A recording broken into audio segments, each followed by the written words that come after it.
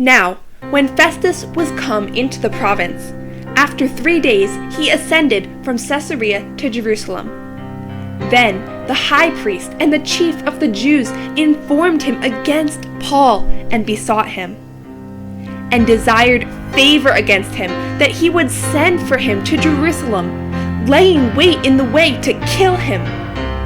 But Festus answered that Paul should be kept at Caesarea, and that he himself would depart shortly thither.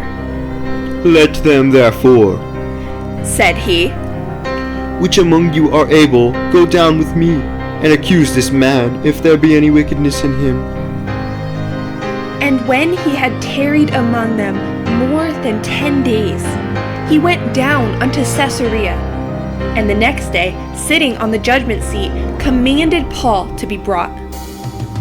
And when he was come, the Jews which came down from Jerusalem stood round about, and laid many and grievous complaints against Paul, which they could not prove. While he answered for himself, Neither against the law of the Jews, neither against the temple, nor yet against Caesar have I offended anything at all. But Festus, willing to do the Jews a pleasure, answered Paul and said, Wilt thou go up to Jerusalem, and there be judged of these things before me? Then said Paul, I stand at Caesar's judgment seat, where I ought to be judged. To the Jews have I done no wrong, as thou very well knowest. For if I be an offender, or have committed anything worthy of death, I refuse not to die.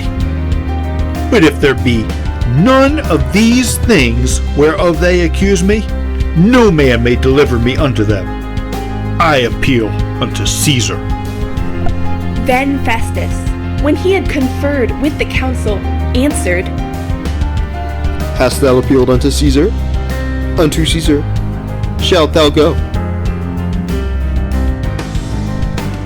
And after certain days, King Agrippa and Bernice came unto Caesarea to salute Festus. And when they had been there many days, Festus declared Paul's cause unto the king, saying, There is a certain man left in bonds by Felix, about whom, when I was at Jerusalem, the chief priests and the elders of the Jews informed me, desiring to have judgment against him. To whom I answered, It is not the manner of the Romans to deliver any man to die, before that he which is accused have the accusers face to face, and have license to answer for himself concerning the crime laid against him. Therefore, when they were come hither, without any delay on the morrow, I sat on the judgment seat, and commanded the man to be brought forth, against whom when the accusers stood up, they brought none accusation of such things as I supposed, but had certain questions against him of their own superstitions, and of one Jesus, which was dead, whom Paul affirmed to be alive. And because I doubted of such matters of questions, I asked him whether he would go to Jerusalem, and there be judged of these matters. But when Paul had appealed to be reserved unto the hearing of Augustus, I commanded him to be kept till I might send him to Caesar. Then Agrippa said unto Festus, I would also hear the man myself. Tomorrow, said he. thou shalt hear him. And on the morrow, when Agrippa was come, and Bernice with great pomp, and was entered into the place of hearing with the chief captains and principal men of the city, at Festus's commandment Paul was brought forth. And Festus said, King Agrippa, and all men which are here present with us, ye see this man, about whom all the multitude of the Jews have dealt with me, both at Jerusalem and also here, crying that he ought not to live any longer.